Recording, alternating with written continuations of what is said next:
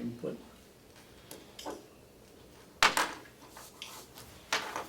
Right. Okay, I'll call the meeting of the Board of Commissioners for August 12th, 2015 to order. We'll take a minute to wait for our recording secretary to come in, but I think we can approve the minutes and then we'll go into public input. So do I hear a motion to approve the August 5th minutes of the Commissioners meeting? I'll make a motion that we accept the minutes as they will be corrected. I'll second it. You want to correct them? Yeah. I just think under timber cut, representatives from 4 logging companies attended the site walk. No, that's not where it is. It's down here. Where's the part on Willie?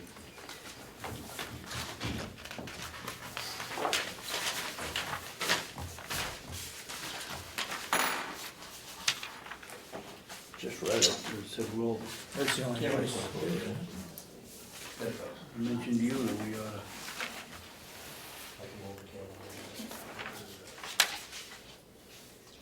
Oh, no, I was thinking it was the hay. And I had So, it mixed do you up. have I any- looked at it, no, I don't have it. You have any corrections? Yes, on page 3, about halfway down, under the comments, Yeah. it says, Oh, Commissioner Miller. he wasn't here. Right, That was last week. I went back and looked at the right. week before when he was here. That's exactly what he said. So you should strike So that. that's what it was. Yeah. Right there. Yeah, what, That was in last week's minutes. I don't know how she came up with, how did it end up in this week's minutes? well, I don't know. It's not here yet. So that goes out? Yeah. Okay. Any other questions? Not that I saw. All those in support of the motion and as corrected, or the minutes as corrected, say aye. Aye. Aye, and so voted.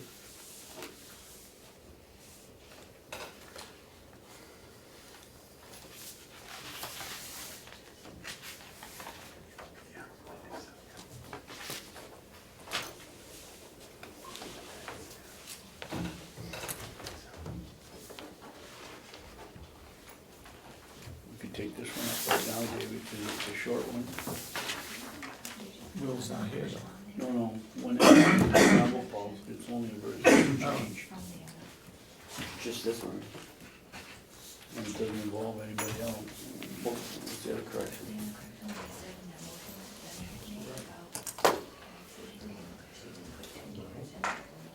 Do you want to talk about the travel policy?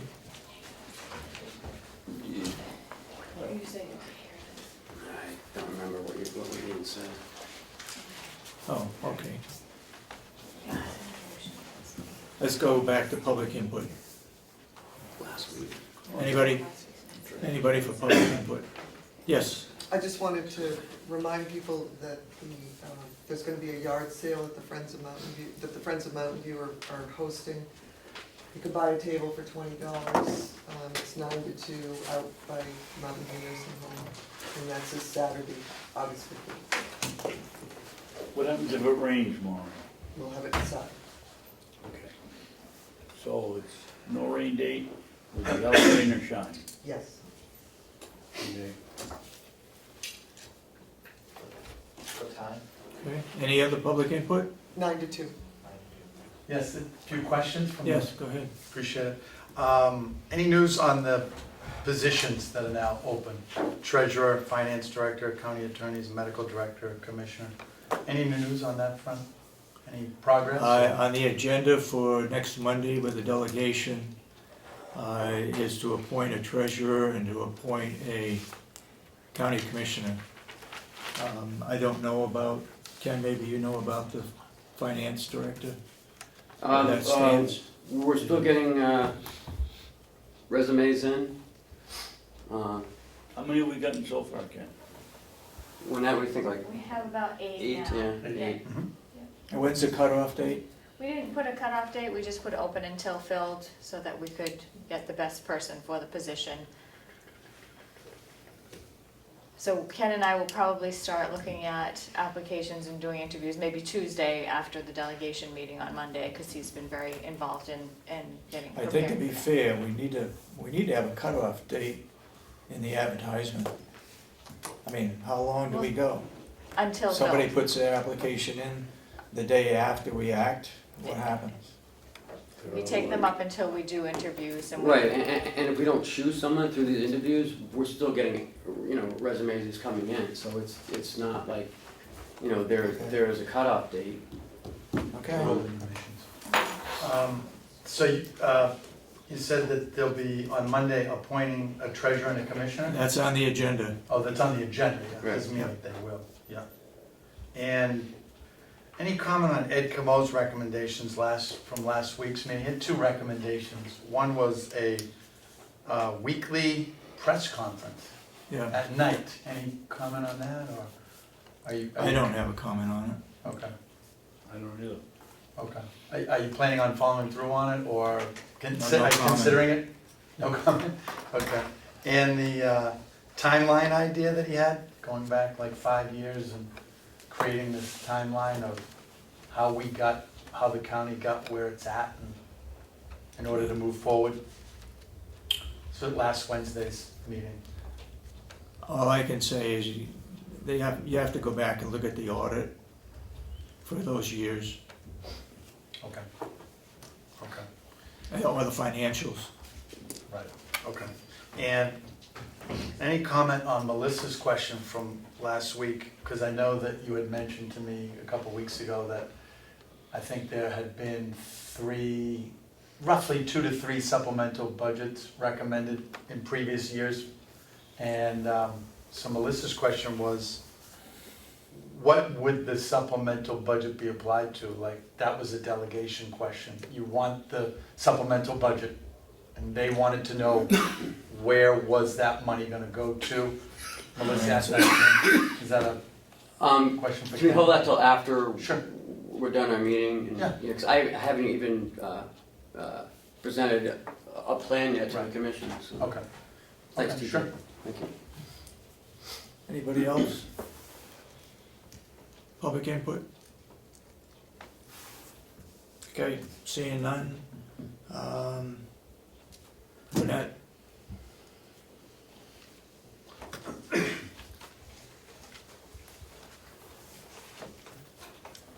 Commissioner Babson had asked to pull out the travel policy, and the copy that was downstairs was not the approved travel policy.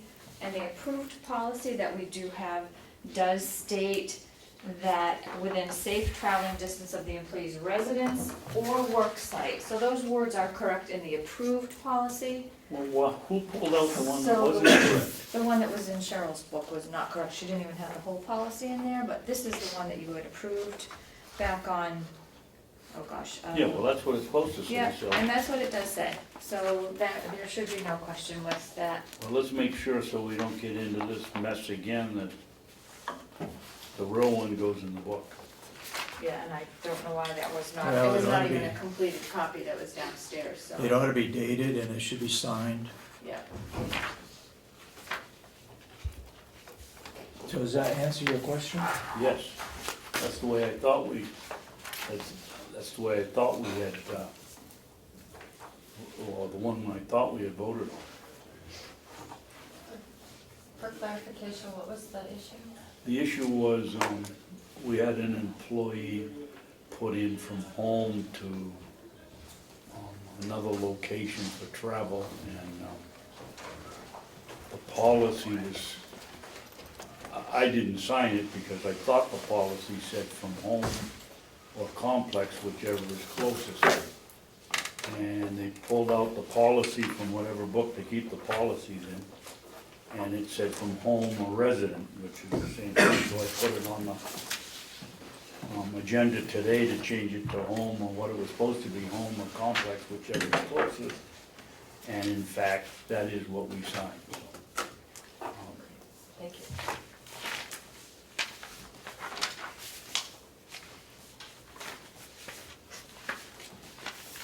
Okay, I'm just putting in that it was reviewed today, August 12th. Can I sign it too, David, or do I need to sign it? Yeah.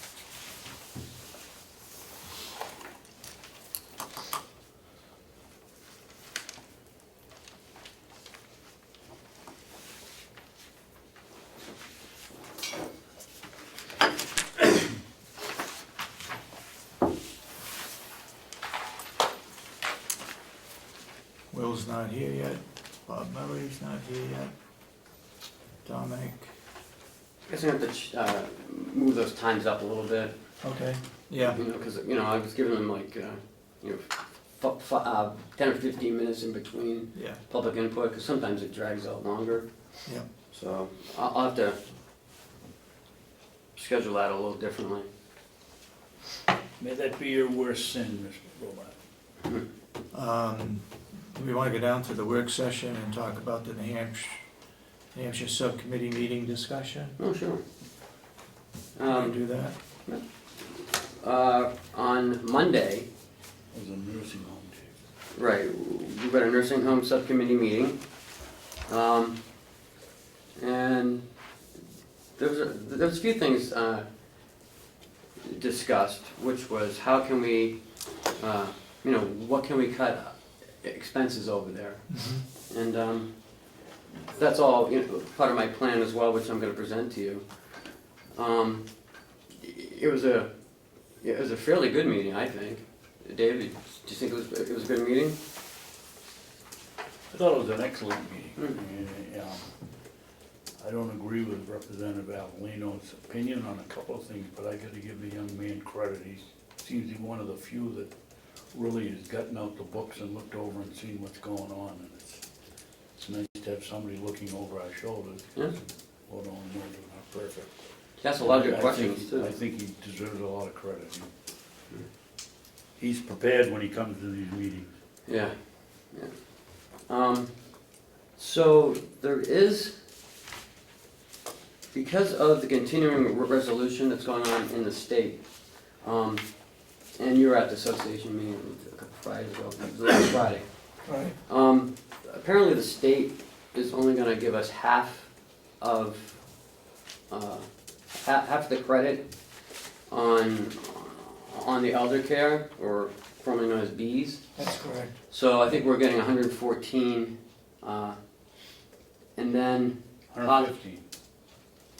yeah, 115. And possibly if the continuing resolution continues, we won't get the other half.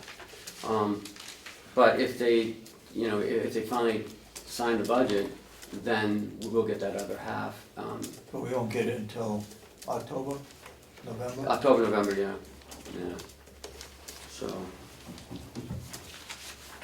Clarification, is 114 half or half of 114? it's 230 something, so it's half of 230, which would be one, 230,000? yeah.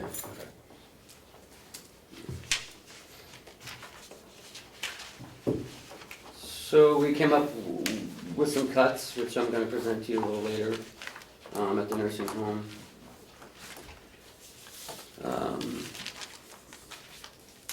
There's something from Westlaw, that we discussed last week. There's just this addendum that they need initials from you guys. Tom handed me that on Monday, because it wasn't part of the package that he had, it was on his desk. So it just says that, you know, the all primary law, Westlaw, and you just gotta initial here and then date it.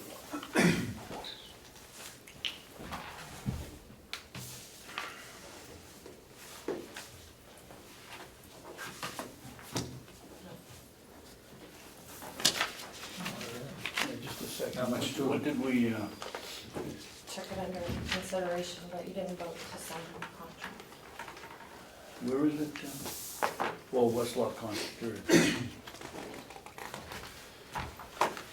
No, we took it under consideration. Okay.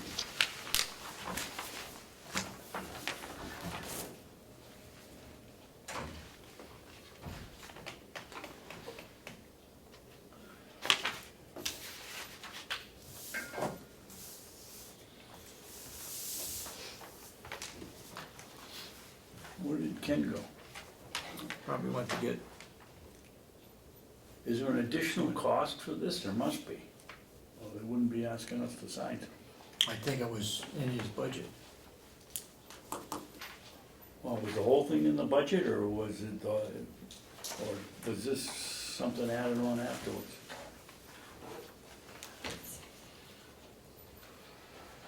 All primary law, criminal secondary library.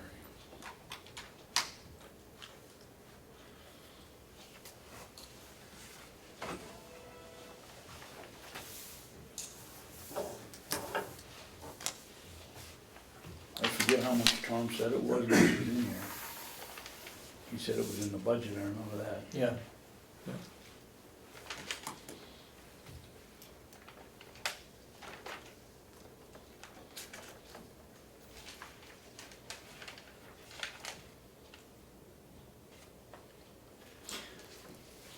I want to report on the commissioners meeting down in Concord.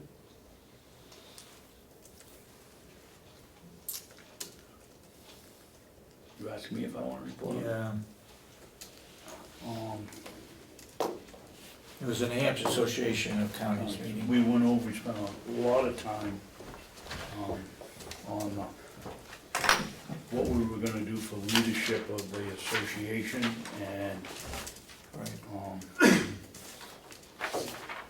whether we'd have a part-time leader and a lobbyist or a full-time leader and no lobbyist. And I think it was decided that we'd have a part-time executive and a director and we would investigate one of 4 or 5 good lobbying firms to handle issues that affect the county. The goal would be to have the lobbyist outfit, they'd work by the hour and they would work only on issues that we gave or we That pertain to the counties. that we selected. We had the executive director, the last time was up at the State House every day, all day, chasing all of the bills, and some of them we didn't need to have any help on, but we voted to do it this way this time.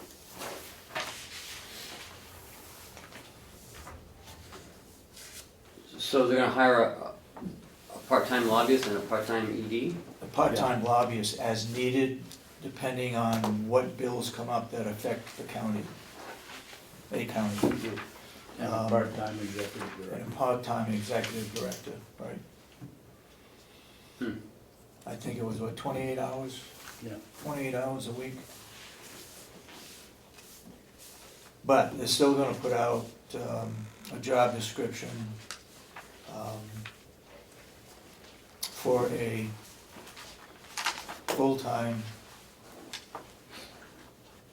executive director position.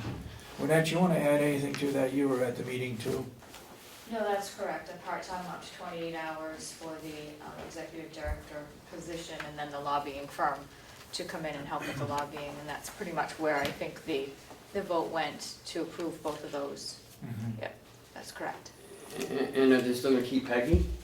Yes, Peggy is an administrative assistant, she's going to still remain. Okay. Okay, what are we waiting for here? Bob should be here, Will's on his way, he didn't get the email. Okay. And the sheriff, oh, here he is now. And then the sheriff and Bob are coming through, so. Will, come on right up. Sorry about that, That's okay. I didn't check my email, and I was getting ready to cut hay, I didn't realize I was coming here I'm today. glad I caught you before you got on the track. Yeah, just about 30 seconds before I started it. Okay. So, at the Mountain View meeting, some things came up about the cordwood, and I'm not too, I just want to know what. What did it have to do with the Mountain View Subcommittee, I guess? They wanted to talk about plowing and lawn mowing and. Okay. So,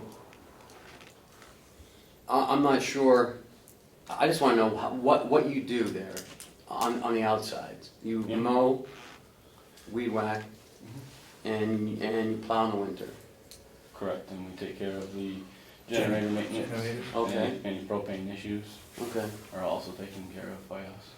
so, The water and sewer enter into it. Yeah, we're making sure that there's 3 sets of grease tanks in the back that get done. Usually, I believe that's semi-annually. And then there's 3 sets of other tanks, regular tanks in the back.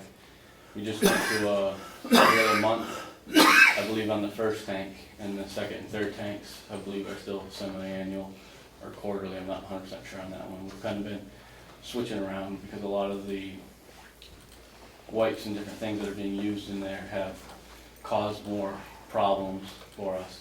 And we're trying to catch most of them in the first tank and just, we're trying to find a cheaper way to maintain this. And it seems like doing the first tank more often, it's keeping the second and third tanks okay, so. now, this is coming from the jail? No, this is Oh, nursing nursing home. home. Is there a grinder in there? When we get down to the facility, yes, but it goes through the tanks first at the nursing home. And then at this building has a tank, the nursing home has the tanks, and then it goes down to our grinder building. The jail dumps directly into our grinder building, and then we have another set of 2 20,000 gallon tanks down there that separate it out before it runs through the rest of our system. So, Okay. So, let's talk about plowing. okay. So when you plow, do you come in at a certain time or as needed or? Basically, during a storm, I'm here 24/7. Okay, I deliver it on the complex when it's storming, and I rotate my staff. We need generally from say 3 in the morning till at least 4 in the afternoon, depending on when the storm's landing. I need at least 3 people running it. Two trucks running and 1 running an inmate crew doing sidewalks, and that includes this building, the jail, and the nursing home. So a lot of times, depending on what's going on, how the storm's landing, to keep overtime, at a halt, or the best I can, I'll stay in the afternoon, and I'll stay all the way through the second shift, which is around midnight, and then I might take, an hour nap or 2, and then by 2, 3 in the morning, we're back at it, getting ready for first shift. It's a continuous 24 hours a day here, and shuffling vehicles around is really, really difficult at the nursing home. This building does pretty good because it's just the dispatchers at night generally. You might have 1 or 2 deputies that are coming and going, but it's mostly the dispatchers, and they park in a special spot for me. The jail's done really good. They kind of got, since they do primarily 12-hour shifts, they have developed 2 parking lots. And so they'll have 1 cleared so I can have it ready for that next shift. It's just the nursing home is the challenge. so do they park in special spots and then? We try to get, every year it's a challenge, we try to get third shift to pretty much park up front where the handicap parking is, right up front. That leaves everything else. The problem is there's so many cars on first shift, when second shift comes in, Yeah, there's no place to park. they're limited. So then if they park where third shift's supposed to be, then third shift's doesn't have spots. It's this constant battle and challenge. They do the best they can, but it still can be really hard, so. Did we ever go out to bid on plowing before? Yes, A couple of years ago, was it for lawn mowing or for plowing? Plowing, Plowing, it was like $100,000, 90,000. It averaged- 98,000 or something. we had 2 bids come in. The nursing home wasn't even fully built yet. They were in construction, so they couldn't even see all the parking lots and all the sidewalks. They just kind of took a guess the best they could for over there. The whole complex, one came in at around 90,000, the other one came in at 100,000, so average of 95,000 to do the complex. And that was done in 2010, Yeah. 2010, I believe. So it's probably been 4 to 5 years Okay. since that's been done. And what, do you guys scrape it to the ground or do you keep on top of it? We keep on Or top. do you wait till like it's 3 inches and then do it or? I'm trying to get a feel for what you guys do. Right, it really depends on how fast it's coming down and before the shifts. I mean, we try to, the main goal, if it's really pounding us hard, our main goal is to keep it open for emergency vehicles, to include the fire department to get all the way around the building, and then shift changes when it's really coming down hard. When it's not as bad, you know, we try to stay up with as much as we can. Again, you got tons of cars here during the daytime and it makes it really, really hard. Yeah. And then we use a salt sand mixture. It's probably more than 95% sand, with only a little bit of salt in it. So when you get the cold weather, when it dips down real cold, you're not getting that melting, you know what I mean? As soon as the cars drive on it, it packs it, and it just pretty much becomes packed with, and we just keep layering sand on top of the packed until we get one of those warmer days and it gets above 32 or whatever, and then we'll try to come out with the tractor and scrape down the best we can, but that's. So if you didn't have the tractor, it would be hard packed, or it didn't turn to slush? Yeah, it would turn to slush. I mean, the trucks get some of that slush off, but it's gotta be really warm for the trucks, because they don't have the down pressure, they just have the weight. You know, we try to put the down pressure on to get the main areas, when it warms up a little bit. But then you also have to have the tractor to push all the snowbanks back. I mean, we have Right. limited areas to, that's where we tend to get some overtime here and there wrapped up, because, once you push everything in the banks, Yeah. after 2 storms or so, depending on the size It's of them. moved out. Right, we gotta come in with the tractor and bank everything up and push everything back, so we got room for the next storm. Okay. How about lawn mowing? You do everything here. Sidewalks. Yes. You use inmates for that, or? Yes, we do have a snow blower that we'll have, if the snow gets, you know, real heavy or comes down really, really fast and we can't keep up. Generally, we have 2 to 3 inmates shoveling, and we can keep doing our rounds and keep it down, you know, every 2 inches or so we're shoveling. It's just like there's the backside of the nursing home, for example. There's a sidewalk that's used very little, mostly by first shift, so at night we might let that go because we're trying to stay up on with the other things, and in the morning we use a snow blower and blow it all out to get it, you know, ready for the shift that primarily uses it, Okay. things of that nature. But we try to stay on top of that, and then we try to keep the salt down. We got a special type of salt we buy because it's concrete over there. And then also, sometimes depending on what's going on, Bob's guys will come out and, you know, if it's like an ice storm, for example, with not a lot of shoveling, but it's constantly refreezing on there, they'll come out every so often and put some salt. We keep salt at each of the buildings, so that way the maintenance guys, if they can't, you know, they wanna go out and they get a complaint or something like that, they got some on hand to help take care of it also. Lawn mowing? Lawn mowing is done generally weekly. When it's growing real hard, like in the end of May, 1st of June time period usually, you're looking at about a 2 to 2.5 day process to get through the whole complex. And you're looking at about 2 employees with 3 to 4 inmates also for that 2 days. One on a rider and then the other one supervising to do all the push mowing. We got a lot of areas that a rider can't go close to the building, and then there's a lot of drainage ditches that they put in with the construction of the building that can't be done with riders. So that all gets done by hand, push mowers generally. Okay. Right, yeah, thanks. I just wanted to get an idea of how many people you use and you know, about how long it takes. Okay. Do you guys have questions of Will for anything? How we doing with wood? Did we able to buy in some more wood? I did get one load in last week, I think it was. Last Friday. No, Monday. Monday we got it in, we worked it up. Right now they're finishing stacking it. It's all been processed, we're just trying to get it all stacked and get a measurement on it. He was talking about bringing one in last Friday, but he never showed up. I haven't heard from him. I haven't been pushing the envelope because we weren't 100% confident that there was 8 cords by looking at it, so we really want to get it stacked and measured before we push the envelope on it. And you're ready to hay again? Yes. You're gonna hay today? Yeah.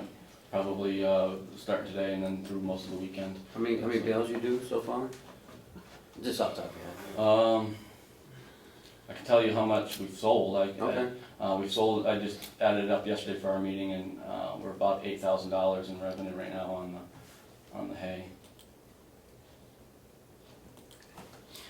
I assume, Will, that you've given Ken what you estimate as revenue coming in to the end of What the we year, so did. you've got all Yeah. that? Okay. You have a The- motion?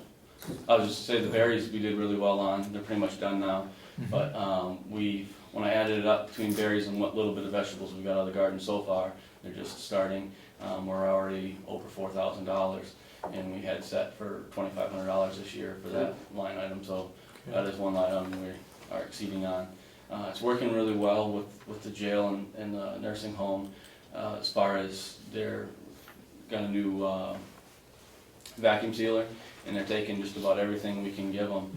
And the jail's doing an excellent job over there vacuum sealing it and having it frozen. I think that's a program that we can extend on next year, that we could really see a boost in income with the farm, is in utilization of the farm, of doing that program. Are like the vegetables late this year? Not really. I mean, well, for us, the ground's very wet here in the spring, so we often don't get things planted until maybe middle of June. So really, for harvest for us, it's usually August and into September is when things are really coming on. This year with the hoop house is our first year with the hoop house, so we're hoping to extend the season on tomatoes. I got tomatoes, peppers, cucumbers, eggplant in there, and we're hoping that that'll protect it from the frost and extend our season out a ways in there. But we're pretty much on schedule for the garden, the way things go around here. All right, thanks. Thank you, Will. Thank you. Maureen?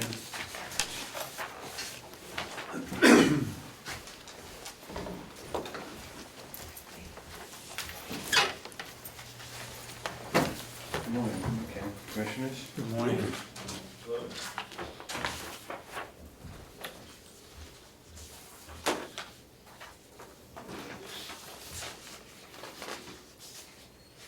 Pass one to Melissa, please.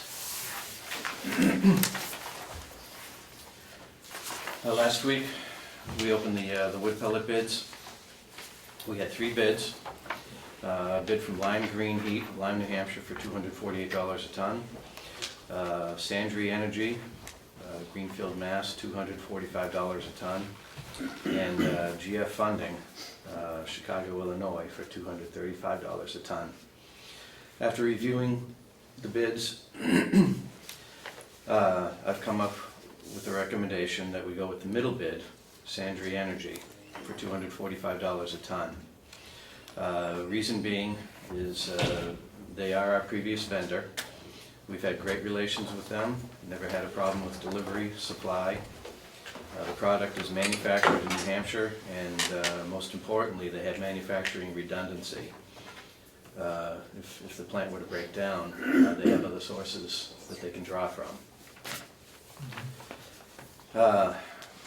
The downfall is it's $2,000 for the contract higher, and I know in today's budget crisis that we have to look at everything, every penny that we can save. But for $2,000 savings and not being able to supply if there's ever a problem, my recommendation would be to go with the $245 a ton Sandry Energy.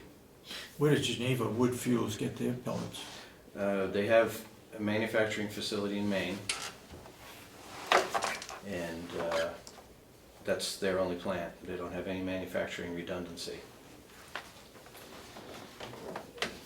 And there's an increase in price after 7 deliveries? Yeah, they took our $200, 200-ton bid package, and they can deliver 30 tons at a time. And they divided 30 tons and 200 by their 30 tons, came up with 7 deliveries.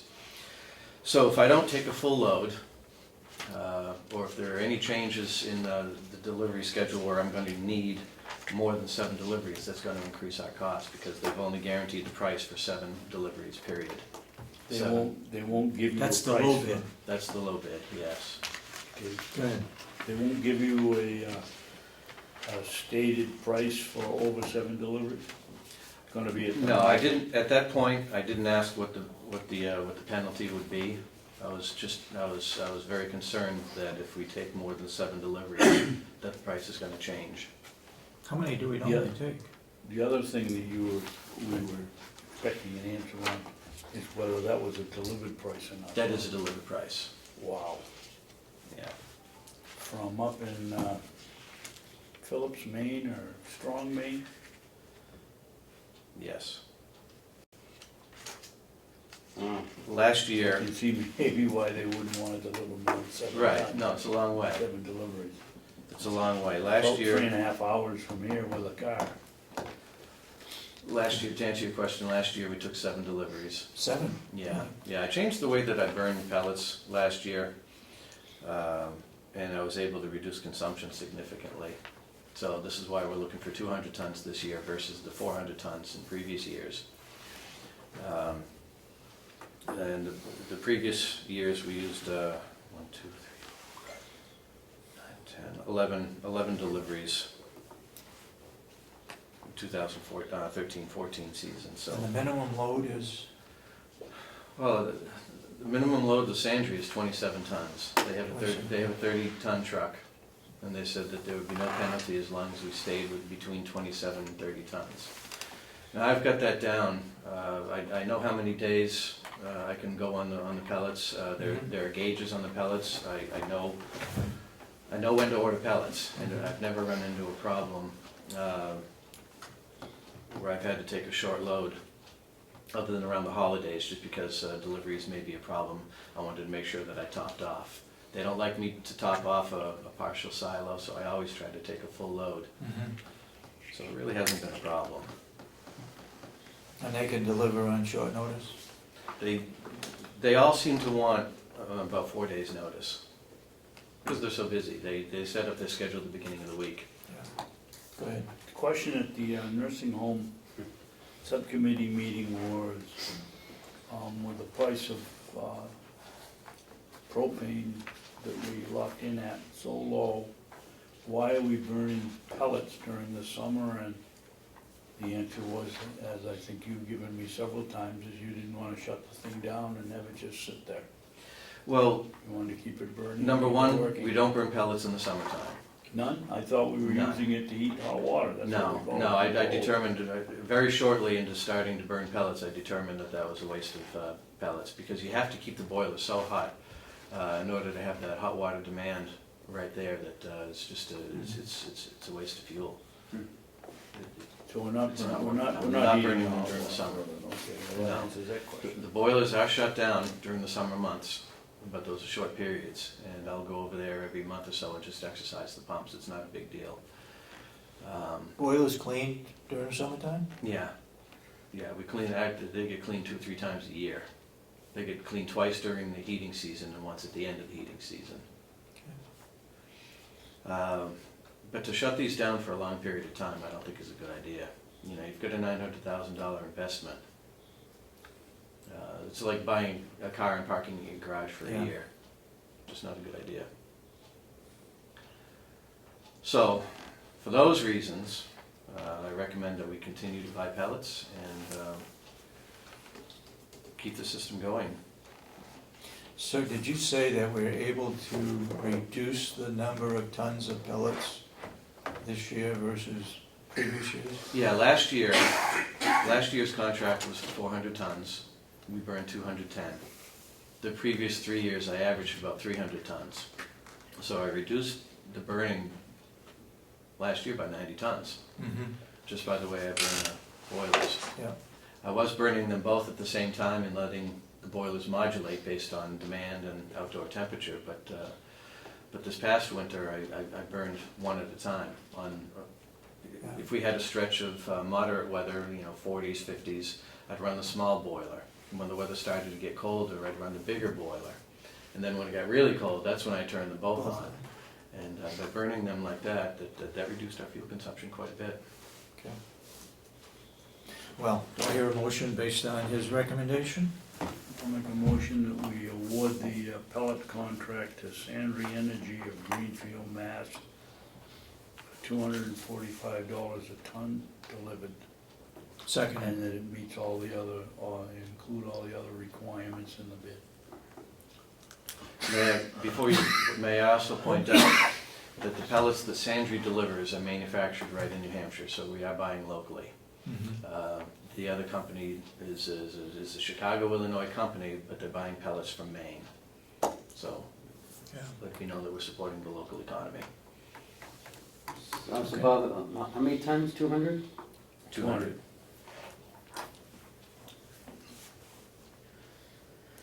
All those in support of the motion, say aye.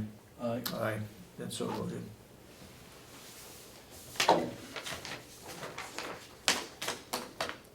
Can you just quickly tell me, again, what the pellet boilers heat?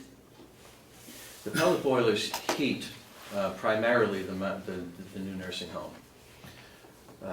It is tied into the old nursing home, and when days that the new nursing home doesn't need 100% of the heat that those boilers are making, the system is smart enough to send the residual heat to the old nursing home. When I am burning pellets, we're also making domestic hot water at the new nursing home.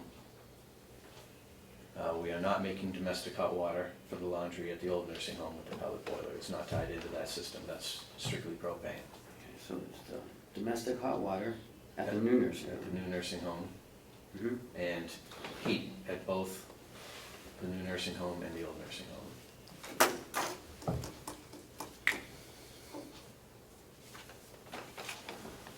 So heat at both, Correct. hot water just, okay.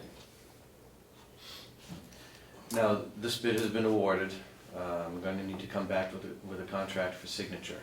Mhm. Does this need to be done in public session, or can I We deliver, approved it, so, can I deliver this just to bring it Ken? in. And Yep. okay, great. Anything else? I'm all set. You're all set. Bob, what are the dates of the contract? October to, January 31st through, Okay. excuse me, July 31st through, okay, 7/31 to June, July. oh, July. And it's variable. That's nothing that needs to be etched in stone. It's just a time frame. And it's for 1 year. 1 year. Yeah, it will be etched in stone on the contract from the date of signature. We didn't try to get more than 1 year contract, did we? I asked on the bid, I gave them the option. Yeah. Nobody wanted to present that option. Okay. All set? Yep. Ken, you all set? Yes, sir. All right, thank you. Okay, thank you, Tom.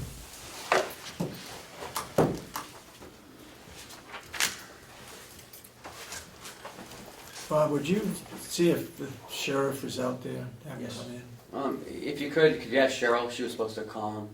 Let me Oh, thank you. Cheryl is?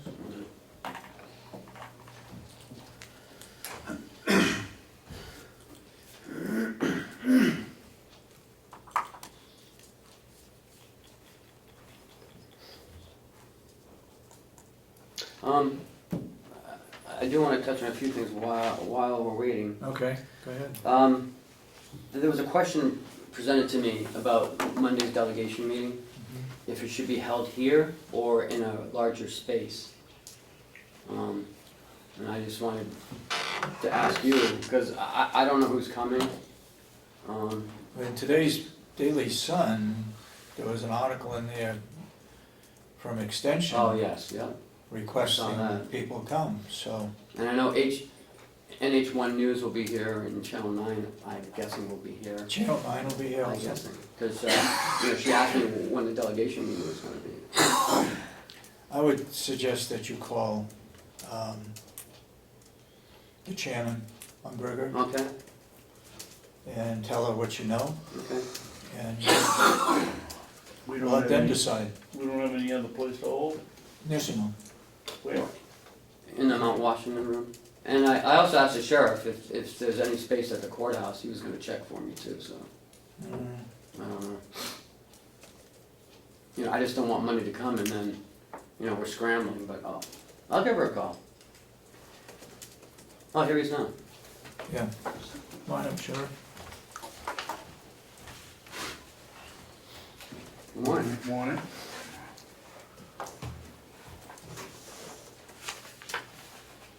This is just a. You're gonna have a repeat. deputy here on Monday? Yeah, I'll be here. Because we'll have a I'll be here. room full, I'm sure. Yeah. We'll be good. Okay.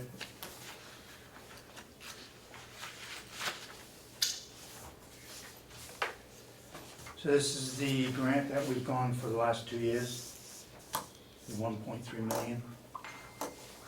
It's a 3-phase grant that we're putting in for.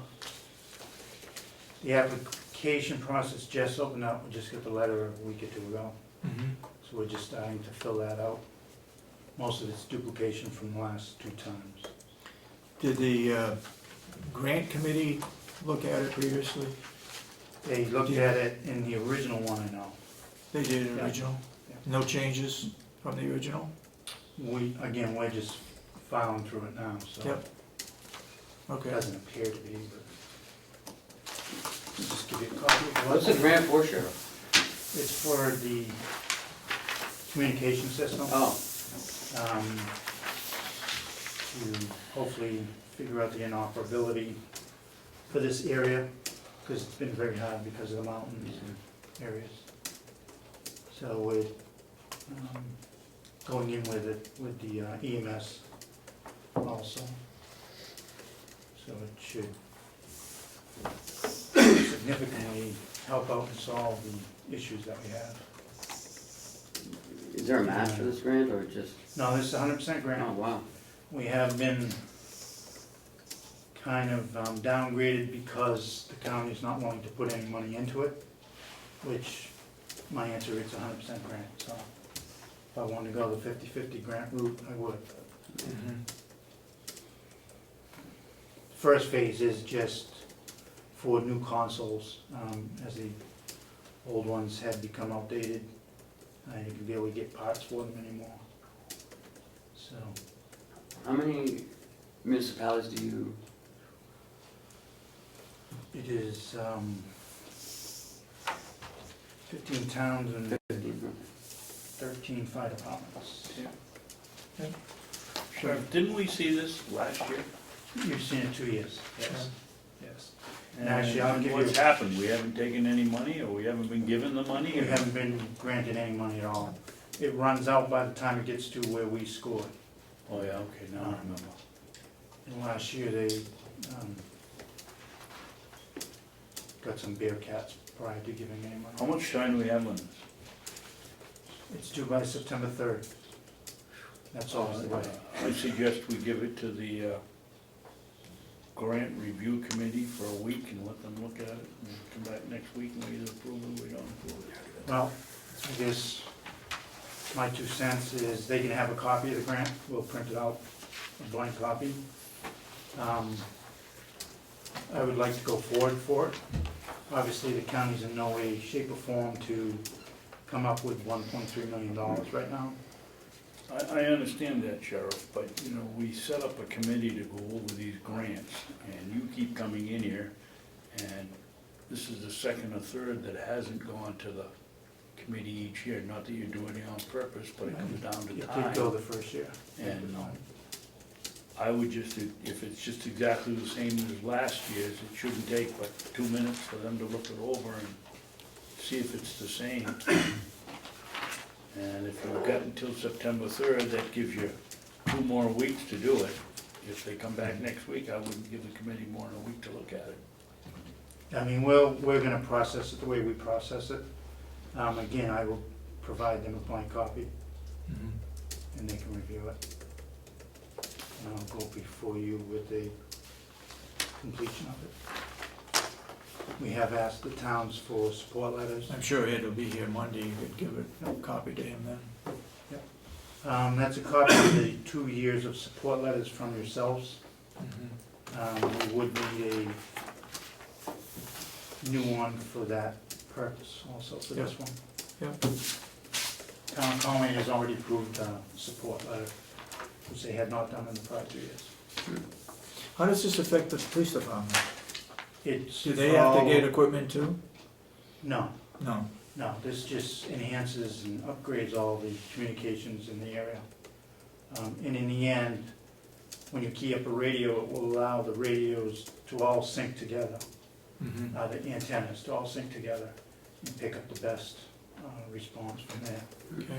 Right now, it depends where you are in the county and what tower's gonna Yep. effectively work. So this overrides or does better than the towers? It's gonna use the same towers that we're on, but it basically amplifies them and along with the brand new console, so we should be good for another 20 years at that point. What happens to all our old equipment in the dispatch center? Old anchors. They're your equipment, obviously. We can see if we can sell them for parts or whatever. but Can local police departments use it? I don't believe so, but I can certainly check on that. Yeah. Yeah, the local police departments, basically, the smaller ones are using a cruiser radio. The Wakefields, Yeah. the Madisons, those type of PDs in their dispatch. Does this grant affect the radios in their cruisers? No. Nothing. Strictly dispatch, strictly to center. Yeah. Yeah, I mean, over the time, we've been replacing and upgrading radios and cruisers. Any questions? Anything else? Joe? Oh, thank you. I will contact the court Great, thanks. on that. Would there be a problem at all using the court if it's available? It's up to the chairman of the delegation as to where she wants to have it, but if we know there's something available, we ought to let her know. That may be your biggest and easiest spot. Okay. Thanks, sir. We had a phone call yesterday or the day before from our finance vendor, ACS. Representative Cordelli contacted them with some questions. And I just wanted to let you know that he's gonna be contacting them Friday. He wasn't able to attend the meeting here, and it's the same questions that was presented on the video, so. Okay. You know, I just wanted to let you guys know that that's what he's gonna be doing. Okay, let's get into the work session, I guess. Okay. The supplemental budget. So, I was hoping Chip would be here, but he's not, so, What are you looking for? Chip, Is he scheduled to be here? he said he was gonna come, so, I don't see him, so. 10 o'clock, that's a long ways away. Well, I mean, you know, he can add what he wants to add, I guess, when he comes here.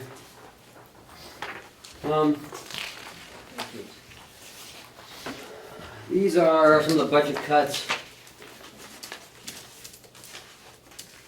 that the delegation wanted me to look at. So I came up with about $139,400. These were received from the department heads after 2 meetings we had, going over the budget, looking at what they could safely, you know, operate their departments with. And it's all broken down into, well, like the jail is giving up $33,502. The commissioners, $2,800. The treasurer, $500. Human resources, $276. The county administrator, $25,322. Because, you know, I came a little bit later than what you budgeted for. Nursing home, about almost 41,000. The dietary is 5,000. Maintenance as a nursing home, 2,300. Registered deeds is 10,000. The sheriff, I got $1,000 from him. Dispatch, I got 1,500. Special fees, which is the compensation study, that's 15,000. The farm, 500, and the county attorney, 750. This total is 139,400. Some of the cuts that, Before you go, Yeah. county attorney, the county attorney, because we've had vacancies, we're not gonna make any money up by those vacancies? no, those vacancies, he rolled into his new positions. To the new positions? Right, with another $2,600 on top of that. Yeah. Is it true for all the other departments? Is it true for what? The vacancies? I don't see any salaries, here we go.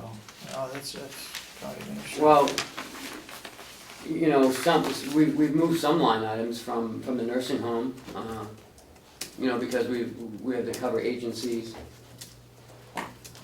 19,000 from PT skilled? Mhm. Wow.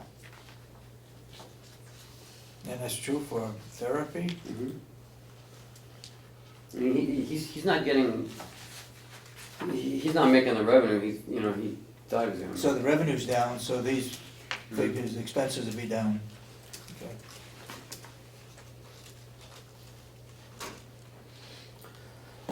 So those are the budget cuts. A lot on education, I hate to see That was my, cuts in education, because I think our people need to be up that, to date on, and that was one of my, you know, one of my only concerns was, you know, we wanna have, you know, trained employees and, you know, we look at cutting education and, you know, I mean, I tried to do the best I could. And, you know, if there's another 4.5 months remaining in the year, so.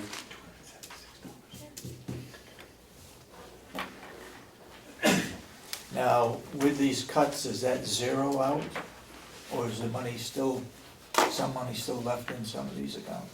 There's some money, some are zeroed out, you know, like the smaller ones would be zeroed out, but there's some money still left in some. You know, I took half, at least half to, you know, to a little more than half. And again, it was the department head telling me that that's what they could live within their means if, by giving these up. You know, for instance, at the jail, overtime has been pretty good. He hasn't had a lot of overtime, but he's sending people to the academy in October, so, you know, he might have some overtime then. The other fees and services, you know, he's giving up some things, you know. Electronic monitoring, we haven't done as much as he was hoping we could do. So, the medical supplies, you know, he's been watching that very closely and is confident that, you know, he can, unless we have some sort of catastrophic event over there. Yeah. You know, but, you know, they're trying to do their part in helping the situation. And again, you know, the budgets have been gone over by each subcommittee, they've looked at them, they've made cuts back in February, March. Yeah. And then, you know, the delegation cut it again, so, and this is the second or third time that these line items are being cut. So, you know, I do have some concerns, but, you know, at this point where we are, is not a happy place. And on Monday, may not, you know, I don't know what's gonna happen on Monday, so. But, you know, we're doing what we can do to help the situation.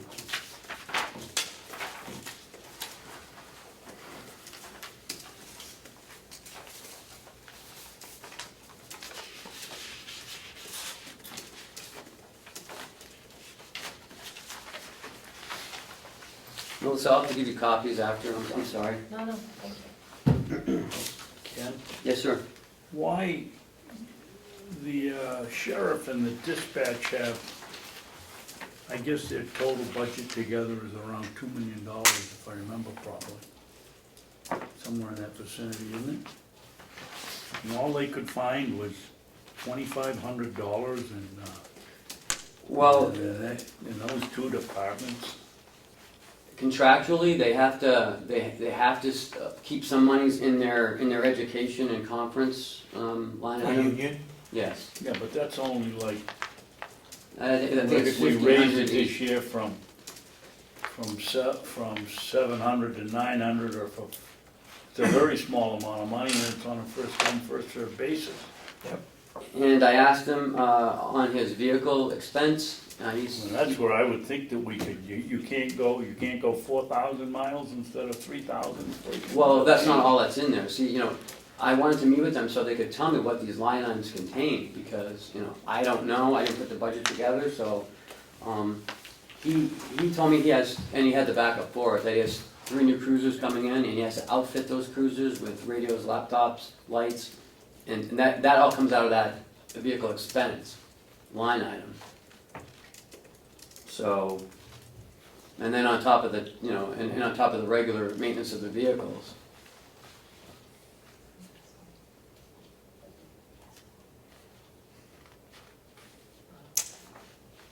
He does have a big budget. I mean, It and the last thing, looks to me like other departments really dug pretty deep to the jail and nursing home were to the help first us all, to and get, the sheriff's department, with a $2 million budget, can only buy $2,500, I mean, I don't think that's a very big cut.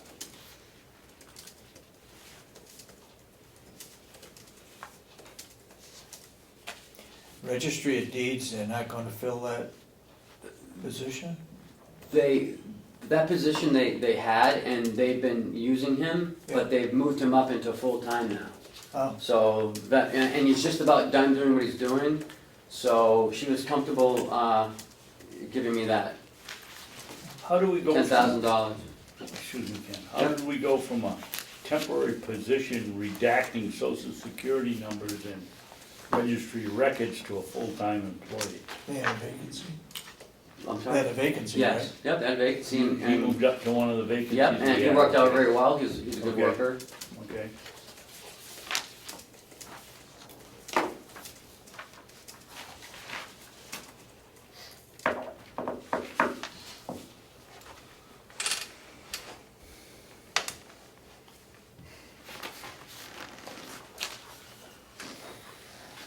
You got some figures for revenue? So, are you set with these expenses now? Or, For the time Oh, being, I expense. guess. so my next step was to do a cash flow sheet. Because I wasn't sure what we truly had, so I needed to start somewhere. Also, our treasurer did one as well, and I'm not sure where he is, but. So, we've already paid half of August's expenses, so I took just the half a month of August. And, so half month of August payroll is 500,000. And, I included the B's payment of 407. The March B's that the delegation withheld the 200,000. We have a property and liability insurance payment for the year, and it's due now, which is 245,000. And the half-month payables is about 407,000. So for a half month of August, it's 1.759 million. So September, it's a full month, so we have $1 million in payroll. We got to pay our B's payment, and our payables is about $813,000. So that comes to, so September expenses are 2.220 million, or 2,220,000. Now, October, there's 3 pay periods in that month. So our payroll is going to be 1.5 million, and we have a B's payment of 407, and again, monthly payable is 813. So that one's going to be 2.720, 2,720,000 in expenses that month. November payroll, 1 million, B's 407, payables 813, 2.220. And in December, same thing, payrolls 1 million. We have a special payroll for the sheriff's department and the jail, Yeah. which is about 200,000. Again, the B's payment 407, and the payables 813,000. Total is 2,420,000 for that month. So the total for 4.5 months is 11,339,000 in expenses. Revenues. Revenues for the 100 fund for half a month is 50,000, and Mountain View is for half a month is about 308. So revenue for that for half a month of August is 358,000. September. Ken, excuse me before you go any farther. With the trouble we've had collecting money that we're billing out, does 308 represent half a month of, actual 12 months? You don't divided, or the you don't total amount expect to developed divided by 12, and so if you have 308,000 here, that's what we're The actually actual- gonna have in the bank? The actual revenue projections. Now, this is on an accrual basis because that's what nursing homes do. Is about 707,000. So you expect to get about 70% of that, 75%. You know, I think the nursing home is saying 80%, but So that's reflected in your yes, figure? yeah. Okay, So these are actual okay. cash. And you did it based on 80% or 75? I think this was like 78%, 78%, okay. which is 616. So the revenue for September will be 716,000. In October, again, the general fund 100,000, the 300 fund 616, and we get The bed a tax. bed tax of 290,000. So that brings up to 1,006,000. Ken, how do we know we're getting 290? Doesn't that figure fluctuate from year to year depending on how our beds are filled in the nursing home?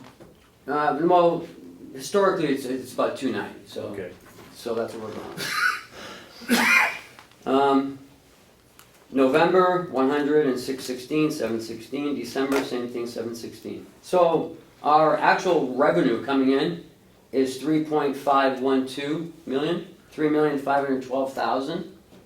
So there's a difference net expenses of 7,827,000 shortfall. So you got to add in the balance of the TANs, which is 4.5 million. And what we have on hand in cash right now is $700,000. So doing this cash flow, and that's what the bank wanted me to do, is so we're short 2.627 million.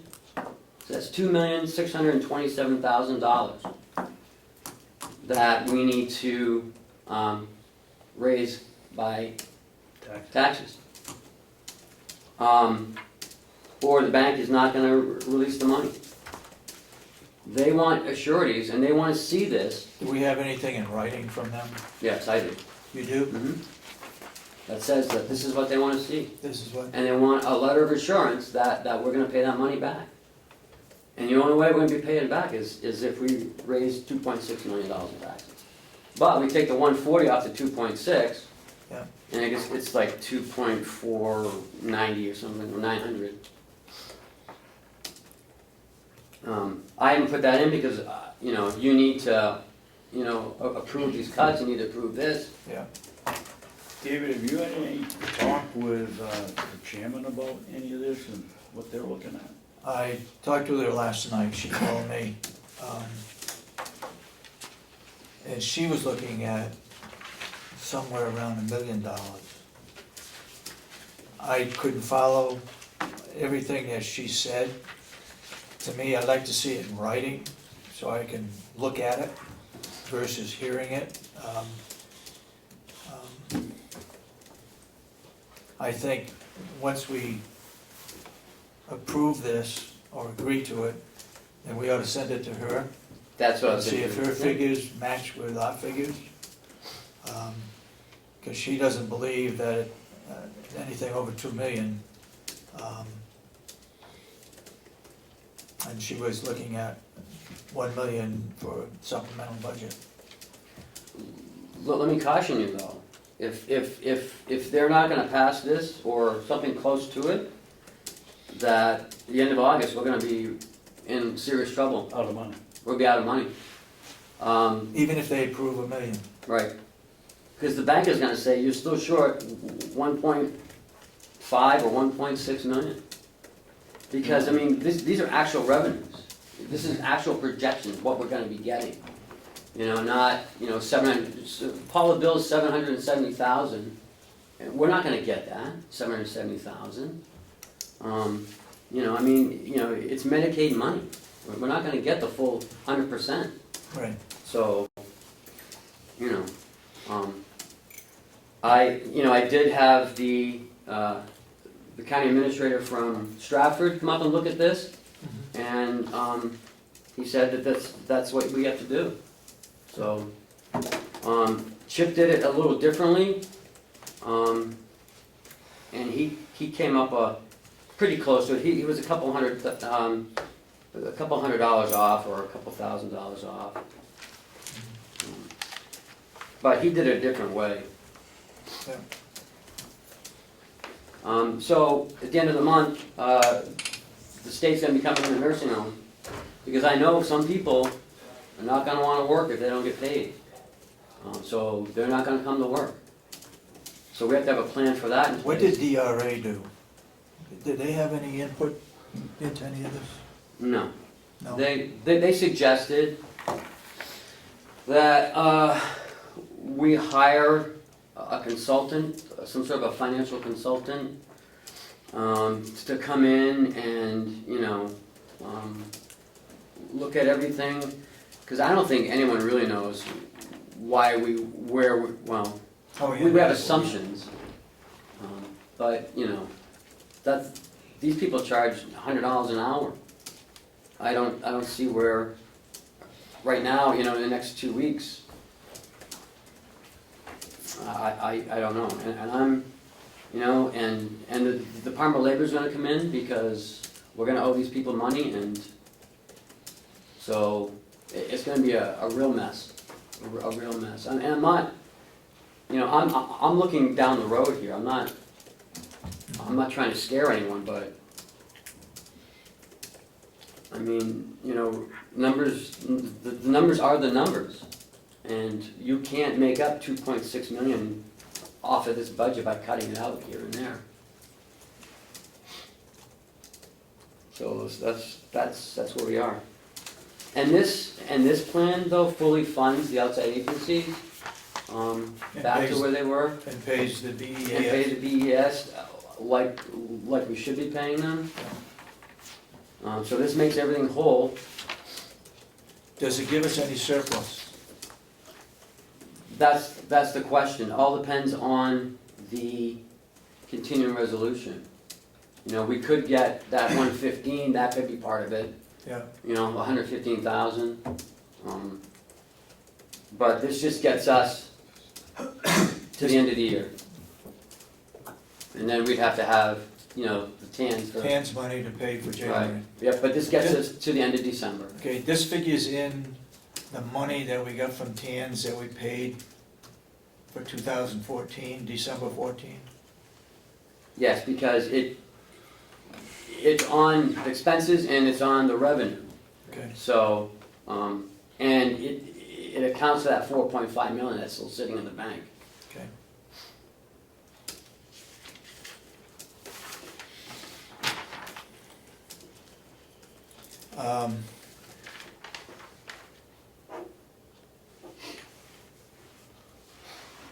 I was told that we approved to borrow 15 million, some TANs. We're approved for 17. Right, We can only borrow what our tax anticipations are, Right. which is 15, 15. 233, or 223. So we can borrow another 2 million, or Right. close to it, Right, without having to go back through right, TAN's money. right.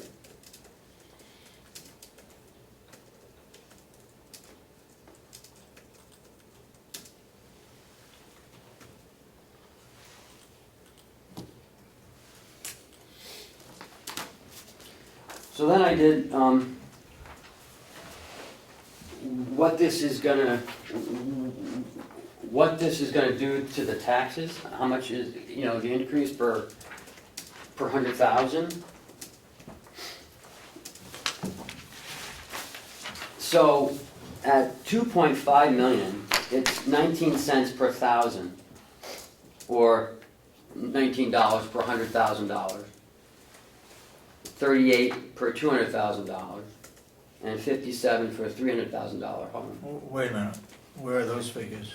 Down the lower left column, Dave, and over here. So you have $100,000 home, Yeah. and if you do at $2.5 million, it's $19. Oh, okay, wait, okay. And just to Yep. make that clear for the tape, that's assessed value. Assessed value, yes, sir.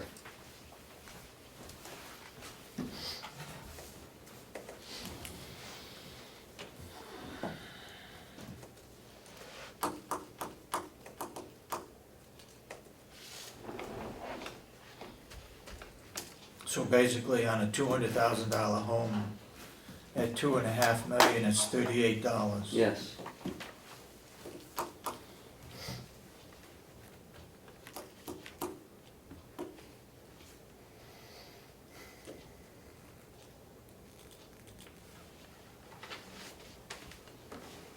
And at the top, Ken, in increase in taxes, that's based against 2014, I presume. Yes.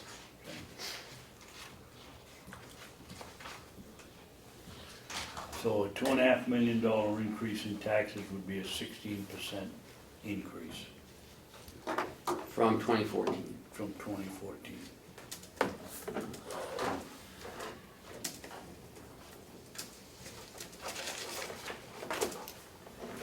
Has there been a tax increase at all in Carroll County?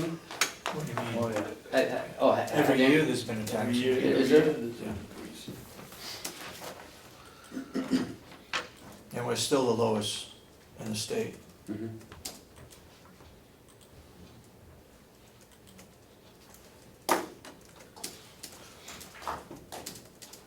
So if this is approved by you guys, then I'm gonna send it to the chair, Karen Umberger, as it's presented, and then I'll start communicating with the bank of our plan. So the bank is telling us that unless we get an additional 2.5 million, Unless they see this sheet yeah, showing our expenses and our revenue streams, and how we can apply that to the 4.5 million that's still in there, or 4 million, then they'll release it, otherwise they won't release it. And and we have that in writing, right? I have it downstairs, yeah. Okay. I communicated with the Bank of New Hampshire 3 or 4 times, and they wanted a plan, and this is our plan to be able to show them that we can pay back that TAN.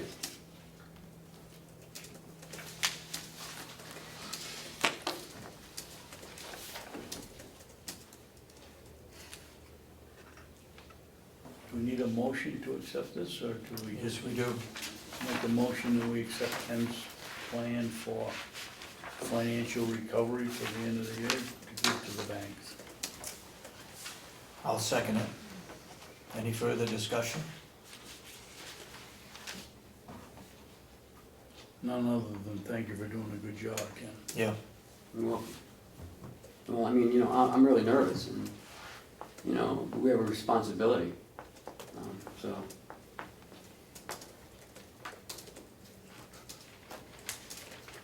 What, for discussion, have you found why or how we got into this situation? No, I've been putting my efforts on trying to solve this. I don't, right now, and as the DRA said, it doesn't matter where it started or how it happened, we need to solve it first, then go back and look at why and how it happened. Because we don't have a lot of time here. We've got 2 weeks, 3 weeks at the most before everything's gonna hit. Do we know, does it take 30 days to get a supplemental budget? To announce it and send, Yeah, you have to send notice to the town, Send you have to notices out to to every the selectmen, you town. have to send. But if the delegation approves this, then those minutes go to the bank, and the bank says, okay, this is what you're doing, looks good, unfreeze it. So they could unfreeze it by, maybe 2 weeks, maybe by Friday, if we do this. should the delegation approve it, I think they're gonna approve some kind of a supplemental budget. I don't know what the figure's gonna be. Hopefully it's gonna be our figures, but, so from then it's 30 days to notify the towns, set up a hearing. Is that still gonna be time enough for DRA to set the tax rate? They said that they won't have the stuff that they've been looking at about us, they won't have that done till the beginning of September sometime, probably after Labor Day. And they're working hard at it. Yeah. But, I will send this to them as well, telling them, that this is what we're doing. Because I want to keep them informed as well.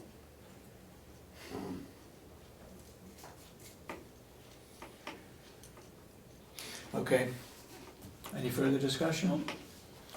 All those in support of the motion say aye. Aye. Aye. Then so voted. Send it to the chairman, send it to the DRA. I guess send it to the bank as well. Okay. Okay.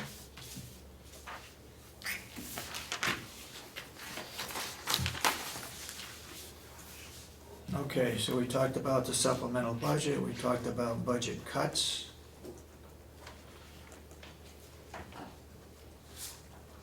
Are you happy with the budget cuts? Yeah, for the most part, I think the sheriff could do a little more, but, and I think some of the departments have, I know Jason Henry was here on his vacation, gave up his vacation to come in, and Yeah, he came in Work on it. at night to do it. I don't know how you get more dedicated employees on that. But, Everybody gave what they thought they could. my problem with it is our hands are tied by the new laws, and we may be able to scrape by with this budget, but then if there's something happens and they go over a line item and the money isn't there, what do you do when we can't move it from another line item? Then we're gonna be in a bind. Well, on the agenda for Monday, they're gonna be talking about House Bill 526. What is that? It's the McCarthy bill. McCarthy's bill. Oh, okay. The other problem we're gonna have, for example, your budget was cut 25,000. Mhm, That's gonna have to be made up next year. mhm, Next year is gonna be a tough year. mhm. Because some of these things are gonna have to be made up, even though we're reducing it this year. Some of them are not gonna be able to be reduced next year. It's not a pretty sight, and it's not. I've been in Stratford County for 13 years. This just floors me.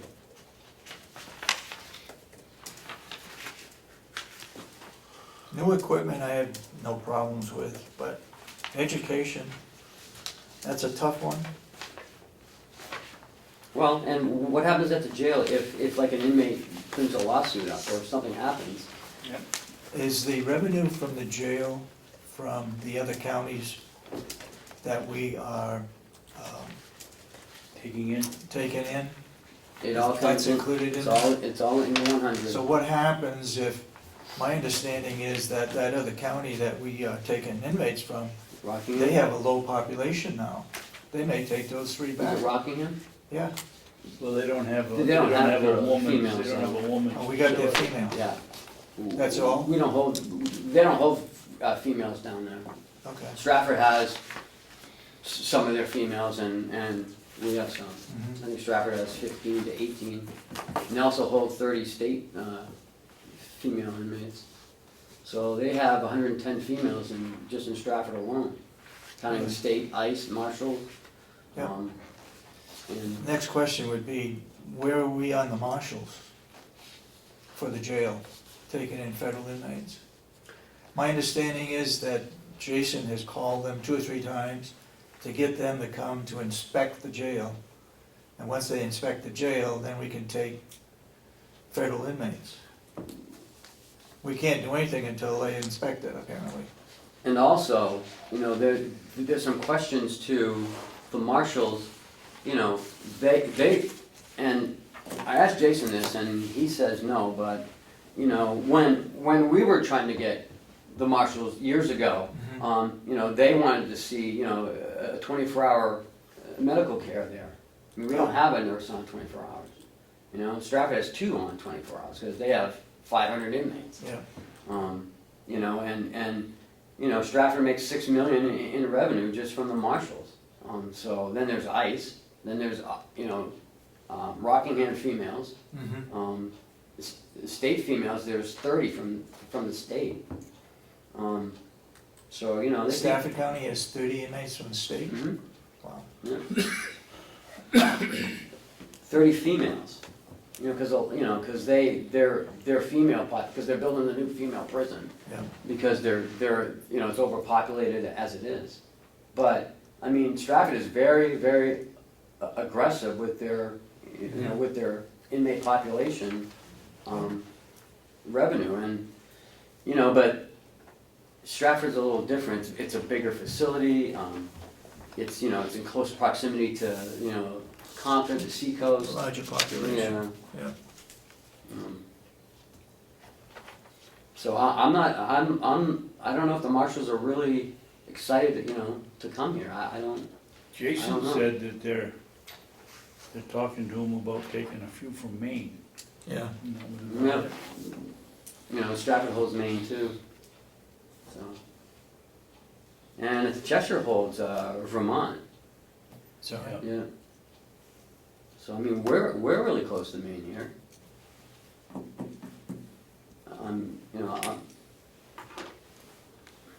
I'm thinking it might have to do with some things that we're not providing, I'm not sure. Okay, you say we get half the credit. Right, And we may get the other half if the state passes the budget? Yes. Yeah, that's what they were talking about last That's not- Friday. That's not figured in here, No, only the The half, first credit. the half. I understood them to say, Ken, that we'd only get half, but it's a continuing resolution. If they pass the budget, then at some point we would get the second half, but it won't come till next June. No. Oh, is that right? No, it That's would what I be in got this out of it. budget. No, I'm understanding it'd be here October, November, somewhere in there. That's what For the first half. I'm talking about the second half. That's what we're talking about, is the second half. I I'll have to understood, check I on that understood then, him to 'cause- say if the budget passed, then we'd get the second half, but it wouldn't be till June, so we'd basically come up a half a year's credit short. well, That's not figured in. that's not our even figured in budget. there anyway, so. And it'd be Because too I late. can't, I can't put it in because, they're talking about it. How many times have they said something and they've not, Yeah. not The delivered only- on that? Now, the other thing, if it comes next year, then next year's budget could be reduced by that amount. Yeah. Or we could use it, and another thing too that the DRA was talking about is we don't have a surplus. No? And they said that that's very dangerous. We're the only municipality that doesn't have one. I checked with Stratford, they have $3 million in case something 3 million. happens. Because they budget for it, they plan for that. DRA said we should have a capital improvement, planned budget as well. you know, they said you can't run a $30 million operation without having some sort of a reserve. You know, and I think that, you know, that might play into our long-term plan as well.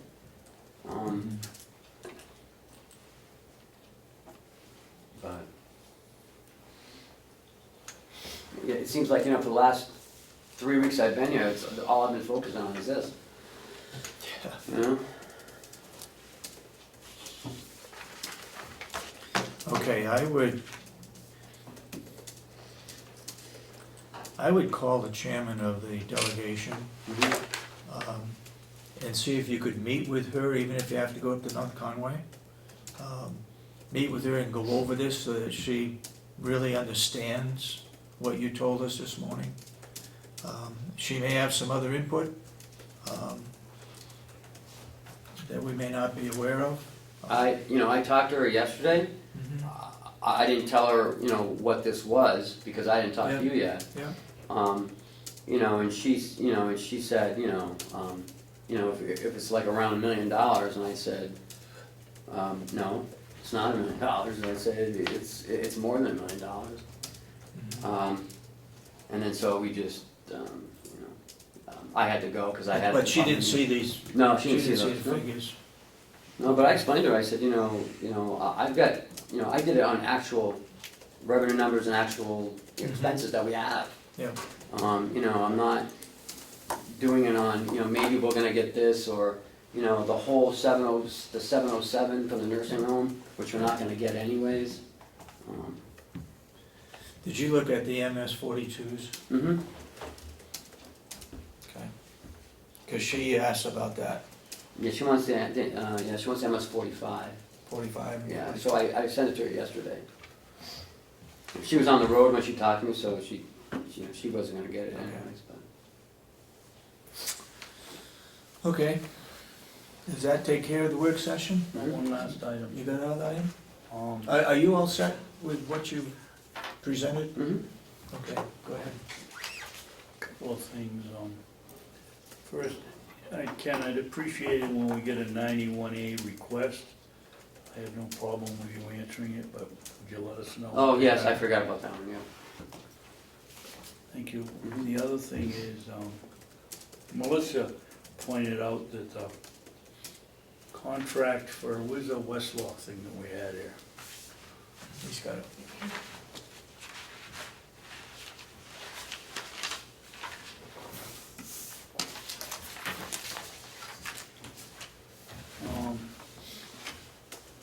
I think she's saying that the whole thing was over $5,000 and by law it should go out to bid unless we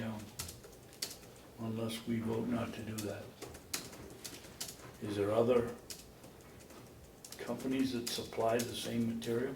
I think I'm not sure, do they? Because everyone uses Westlaw. Right, and I was just stating your past practice of no matter if it's equipment or services, you've tried to hold that. I don't We could make think a everyone motion uses Westlaw. to accept Just a that. procedural. Yeah, it's a Because research base for We've done it lawyers, in the past. jails. Well, I'd like Tom to come in and tell me that there's nobody else that does the same type of work. Okay, You want to see if he's here? You want to talk to him now, or? yes, if he's available.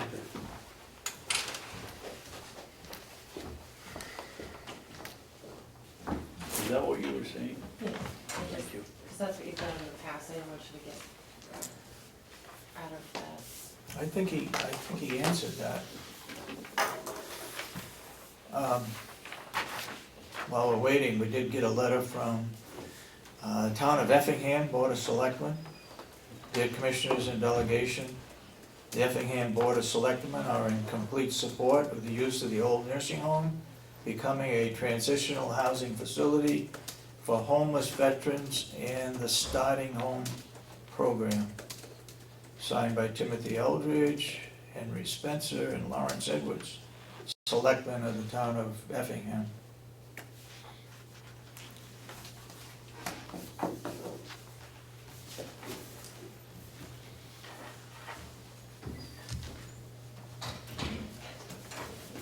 Tom, we got a question for you. Okay. Westlaw, is there anybody else that provides the same type of information? Yeah, LexisNexis, I guess. There were 2 quotes. Did you get 2 You quotes? got 2 quotes? I don't remember. Yeah. Oh, you did? Yeah, and I think this one was lower than the last contract. Okay. This one's in between. One, as I recall, one might have been 188, but we were trying to save money, so the other one, so we brought it down. This one also comes with a discount on certain books, like 50% off or something. And what is the addendum that you need? It was just attached there. What's the financial implications on the addendum? Is there any? I don't think so. You signed the other one There's last nothing. week. Yes, I made sure that you had an out clause, okay, which usually wasn't taken care of in case the appropriation was pulled. okay, So I put that in and had that go through. okay. Do you remember what the total cost was for that, for Westlaw? Is it over 5,000? I think it's $217 a month or something. But it was more than that. I think it usually is $260, $61 a month. It was a 3-year contract? 3 years. 3 years? 2,600 a year, 2,600 a year. 2,600 a year? Yeah. So it's not even close to 5,000. No. Wow. Well- It's a contract for 3 years. Oh, it was for 3 years? Yeah. So it would add up over 5,000 if it's a 3-year contract. Right. But you have the out clause. The out clause is true, and it's 5,000 per year.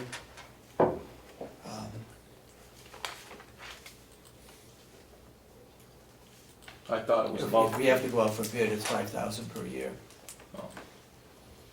Yeah, it's not 5,000 a year. right? That's about as economical as you can go. Okay. But it is a cumulative. But it's not within a year. If we did a logging job and we did 3 logging jobs and it was over 5,000, this year we'd have to go out for bid. Oh, I see what you're saying, okay. But it's per year, and it's not over 5,000 per year. I'm not sure that's right, but. okay. Well, if you want to make a motion that we accept it because it was the lowest and we have used them before. It's not the very lowest, the other one was $188, but it's got different components in it, some of it, you know. Basically what we did is we put the people that do the most research and asked them, and then we just asked different people who had been involved in it. Usually it's, you know, it's the newer people that do all the research on the motions and stuff, so. It's a necessary thing. You have the same thing over at the jail. And, you know, I don't know what the contract is on that, but, it's something that you can't do without. So, I mean, it's something that has to be every year. And I thought that the best way to handle this was to try and reduce it from the previous 3 years. Yeah, And then also put the out clause in, which usually isn't thought of. And yeah, part of the review that we did 3 years ago on all the commissioners' contracts was, you know, with all the different things like the Time Warner and all those things. So I was just trying to make sure that you guys had some latitude, so okay. thought you would be pleased. You want to question anymore? No, that's fine. No, fine. All right, I guess you answered our question. Okay. Thank you. Thanks, Tom.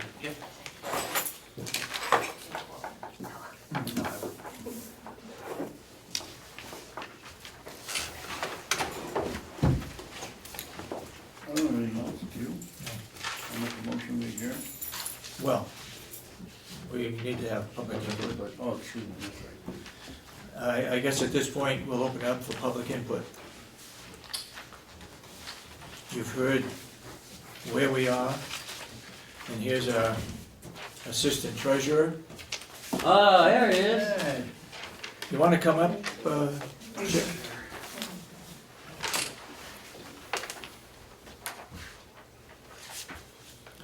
You seen that yet? Have you seen what our administrator is recommending? Yeah. Do you agree with it, or you have changes? Well, the number that I came up with was 2,428,783, which is a couple $100,000 less. So I was gonna. You came up with what, Chip? 2,428,783. So I was gonna spend some time with our administrator to try to figure out where the difference was. Did you, he's a two-six. did you take into account the cuts in the budget that he has found? No, Well, that's 100 and, I'm 140. I'm lower than he is. I know. Did you add in the 200,000? You're off about 200,000, the I did. BES that I we did. took out of the budget, and we have to pay back? The way I did the analysis was the actual income of the general fund and the enterprise fund over the first 6 months, and then the actual expenses for both over 6 months, and then projected that the next 6 months will be about the same. And just brought the numbers down, added in the 200 grand that we shorted the BEAS line, and also the 907,936 that we were in the red at the end of last year. Did you add in the insurance that we have to pay this month or next month? That's, Yeah, the Come on, insurances are 45. already in the budget as it's expanded. well, the way you've done it, it is, but it's, maybe it's, did you add it in by mistake No. mistakenly by twice? Property and Ken? liability insurance that we have to pay once a year, 245,000. Yeah. I will check. Okay, I'm yeah. pretty sure it's in We'll have there. to check it out. Yeah, What I was working with was just the budget as it was passed, and then the actual posted numbers for the first half of the year. So I mean, a lot of these numbers are just zeroed out to make it an easier calculation, which may work better for the delegation, I don't know. But when I do the treasurer's report today, I've got to kind of do it by the budget that they passed. Okay. But we're not, I mean, we're not Not really that far off. No. No, we're not a million miles apart. Because if you take the cuts off, it's down to 2.49, and you're at 2.47, So, so it's like 200,000. yeah, Yeah. well, no, it's like 20. All right, Yeah, what's, 20,000. what's your take if the delegation doesn't approve the 2.4 or 2.5 million? Well, I think that they have to believe that if the administrator comes up with the same number that I'm coming up with, we're coming at it from two different Different angles. But that's the real number. So now it's up to the delegation to decide how they want to cover that $2.4 million or $2.6 million shortfall. There was some conversation about across the board cuts, but the math was sort of faulty in that you've only got a projected $5 million or $5.2 million income for the second half of this year. So in order to cover $2.5 million, you'd have to get how much? You know, it would have to be somewhere in excess of 20%. You know, it's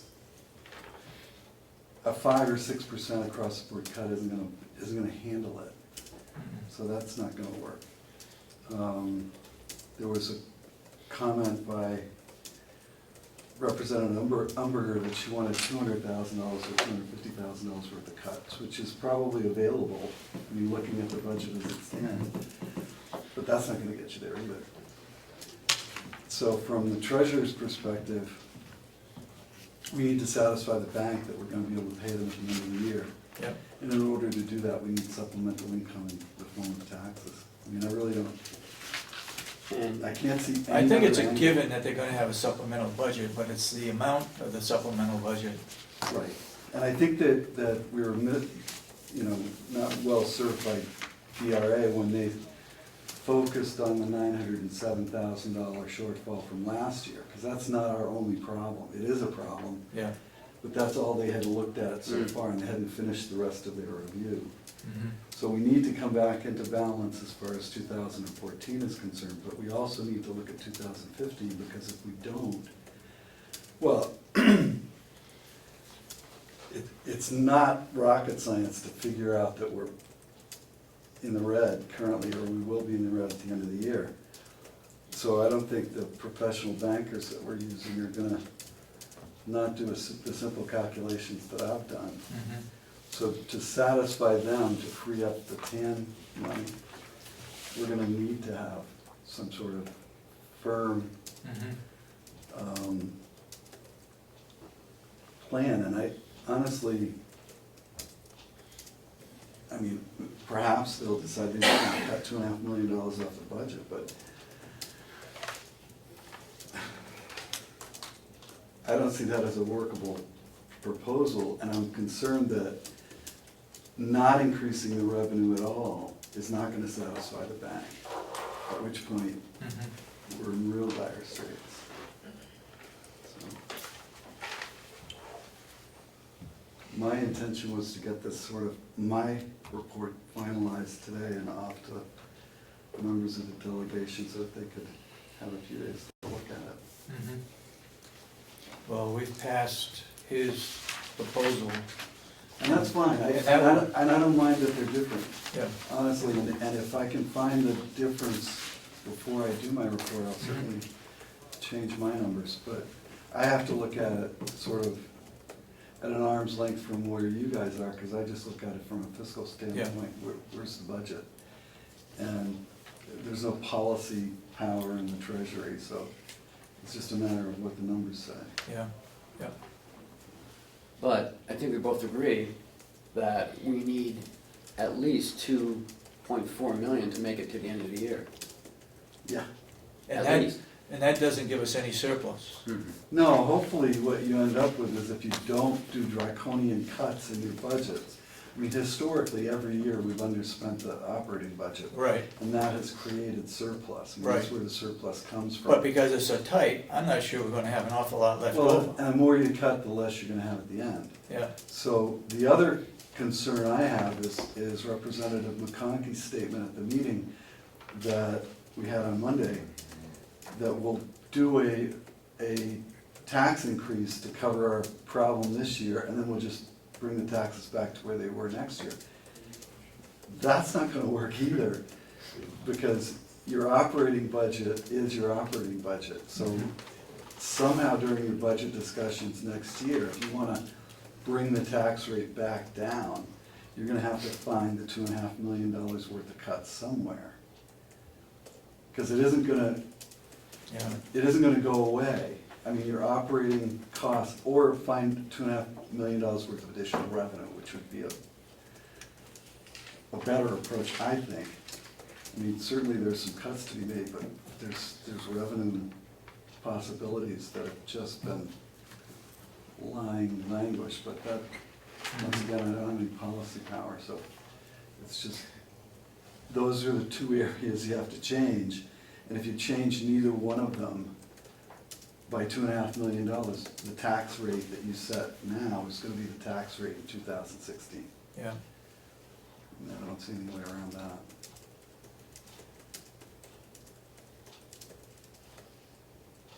Unless we Yeah, can for the increase our business. revenue somehow. Right, you really need to concentrate on revenue. I mean, we've historically, for the last 30 or 40 years, run the tightest operating budgets in the state. Yeah. 1 year out of the last 6 years, we went over our expense budget. Otherwise, we always have been under our expense budget. Yeah. I mean, I don't think I've ever seen, once a budget's passed, and then you have to cut it, and then you have to cut it again. But. I mean, I think it's the overstated revenues. I think that's been the conversation since January or March. Yeah. Is that if you overstate your revenues because you want to have more money, it doesn't mean that you're going to get more money. Well, you increase the revenue to keep the tax rate down. You increase the But- expectation of revenue. Yeah, I agree. But then you end up like this. But there are ways to increase the revenue, and I think that those haven't been fully Mm-hmm. exhausted yet, personally, as a resident of Carroll County.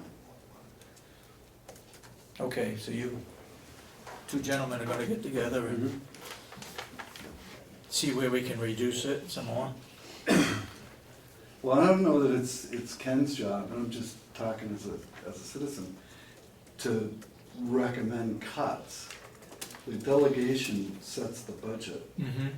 He can advise us to the effect of the cut, but it's really up to the delegation to determine how much they want to cut out of the budget.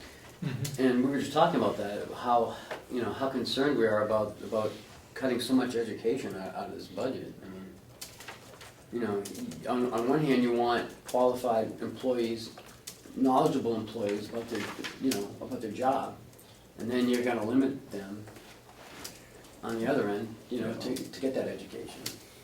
Maybe this year we have to do Yeah, that. I think you have to look at this 6 months as being kind of, or even the next year and a half as being restructuring.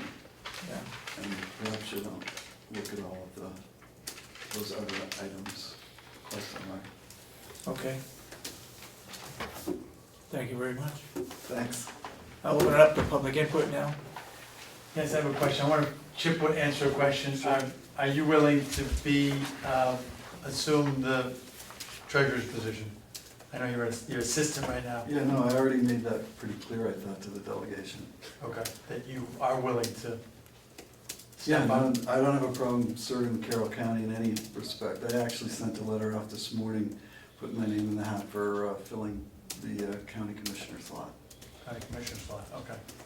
Does the commission support, do the commissioners support Chip for commissioner or treasurer? Or what would be your comment or position on that? My comment would be no comment. Yeah, I guess we have to say We're no not in the middle, comment. we have nothing to do with the choice. But It's if the not our delegation, decision. let's hypothetically say that the delegation would actually ask you to, if you were in favor of Chip serving as. We haven't been asked that. Hypothetically, if you were, I have no comment. okay. So Chip, you have sent a letter off that you would be willing to serve the county as commissioner, fill that seat, or as the head treasurer? Right. Okay. Dana? And just to be clear, this vote that we took today to recommend Ken's numbers, that supersedes the original request for 2 million, right? So officially, we're asking for 2.5 million. Right. Okay. And you probably can't be a treasurer and a commissioner at the same time. No, Probably not. good chance that would not happen. Anything's possible with Carroll County, right? Well, we could save some money. Anything else? Yes, so Ken's proposal, which was voted on, was the tax increase of $19 per 100,000 and the 139,400 in cuts. Is that the proposal that was voted on? Yeah. Okay. Yes, sir. Just got a question. The county administrator gave you guys budget cut plan that he proposed. Will that be made available for us to look at since you guys approved it? Can we get a copy of that and look at it? Sure. Okay, because I'd like to see that before the delegation meeting. And then after listening today to what he was talking about cuts and stuff, he talked about training and education. And I worked for the county for a long time, and that was my reason for leaving, because there wasn't enough training and education for me to advance and do better in my position. Along with not only maybe losing employees because you're not letting them get their education stuff, because you need incentives to keep your employees. And we already know that Carroll County has a huge turnover of employees in almost every department. So if we're gonna cut those things, you're looking at maybe losing more employees and stuff, because they fought hard to get that stuff. And now that we're looking at cutting that, you may look at a lot more vacant spots and creating a bigger problem by cutting some of those budget lines. So I'd like to caution, I still have a lot of friends over at the jail that work there and stuff. And, that's one of the reasons why they, you know, are dissatisfied is the training and the education that they want isn't available to them because we're cutting this money so bad. Now, you're talking about raising a home at $200,000 or $38 a year for a tax increase. I'll write you my check today, you know, for $38. So I understand the taxes are gonna have to go up to make up this deficit. But before we start making a bigger problem, I think we should look at how deep we're cutting some of these programs. We start cutting the sheriff's department, then, you know, what are his options left? Less people on the roads, not moving the cruisers as much, whatever, and now we're maybe making crime problems even more. I wanna know that the sheriff's department is out there and able to respond if someone's breaking into my house, or I fall down on the yard having a heart attack, that I know that those people can get to me and be there. I mean, we pay taxes for those services. And if we keep cutting these services, we're not gonna have them. That's all I got to say. Thank you. Anyone? Just wanted to answer Trace over at the jail. There were no cuts in the education line item on the final, or the last go around. He doesn't know that, he hasn't seen that. And I didn't know where they were at, so. We'll get you a copy. But there's $33,000 cut. Right? There's $33,000 cut out of the jail. Out of the jail, yes. 33.5, but none of them were education. Anybody else? Because it was contractually in there, we keep, because I think that's, he's at his contractual line. He's at his contractual amount, that's why he can't give me any of that money. Because in the contract. Right, Union contract. right. Damon? I was gonna say, if you're making copies, I'll take some copies as well. Okay. Anybody else? Yeah, I just have one more question. Go ahead. I guess towards Chip again, you said earlier that you didn't mind that your numbers don't match Ken's because you're coming at it from different angles. But moving forward and meeting with the delegation, do you feel that that would be a significant issue? The delegation has been looking for what are the numbers. If the county came at the delegation with two different numbers, would they be satisfied with you just saying that from different angles? No, I don't That's more think, as a citizen. I don't think when they come to meet on Monday that they're gonna have two different numbers to look at. You don't, okay, so you think you can reconcile the numbers? I'm positive we can reconcile the numbers, I'm just trying to figure out where they might be, and I guessed that in Ken's numbers, there's a lot of zeros because he rounded. Round it up. Right, And okay, I didn't round at all. right. So, I mean, we're only, you know, a few $100,000 apart on a couple $1 million. I feel confident that the numbers are gonna be the same. But that said, my work has to be by statute at arm's length from these guys' work, because the treasurer's the fiscal agent for the county. So I'm not gonna be adversely influenced by their position, or hopefully they won't be adversely influenced by mine. Damon? Somebody said that, running without a surplus is very dangerous. So I was wondering if you'd at least run the tax impact numbers again and then add, some reasonable amount of surplus to show that number too, because, well, you're asking for $2.5 million, and that's a lot, and I'm not sure if that'll get past the delegation. Do you think you might prepare the numbers with some kind of surplus? Because as we know that some unfortunate things could pop up I don't know Is what there you, a between now and question? December. yeah, what's your question? My question is, we Wants to have add the tax surplus. impact to bring us to zero. Right. It's $38 for $200,000 house. I'm saying, well, what if you add, say, $1 million for surplus? What does that do? Well, I think looking at it from where we stand today, the trouble began some while back. We ended 14 with a $900,000 deficit in our surplus. We're now in August of 15 recalculating the budget. I think our first step would be to reconcile this budget so that at the end of 2015, we're at zero or maybe a little better than zero, and then go into the 2016 budget knowing that we need to start creating a surplus. And how can we factor that into the 16 budget? But to factor it into this, I think just throws more fuel on the fires for dissension or whatever, argument about, well, how much surplus do we need and how are we gonna raise the surplus and how's this gonna look going forward? I think we really need to fix this year's problem and then start fresh in January and go forward. I'm just wondering, what would happen if some big expense hits between now and December? We need again. And there's no, I mean, it's pretty easy to calculate that if you wanna have $1.5 million in surplus, it's gonna cost you 10 cents a thousand. If you wanna have $3 million, it's gonna cost you 20 cents a thousand on your tax bill. So we could create a scenario for the delegation where we said, to have a 10% surplus on our budget, it's gonna cost an extra 18 cents a thousand. But I'm not certain that's the discussion that needs to take place on Monday. That's my feeling. I think Monday's discussion really has to concentrate on digging our way out of the current hole. oh, absolutely, but I'm just wondering, maybe just to clarify my question. If something large and unexpected happens between, and we get your 2.5 million, but something large and unexpected happens, we can't do another supplemental because we would just borrow more. Could be too late.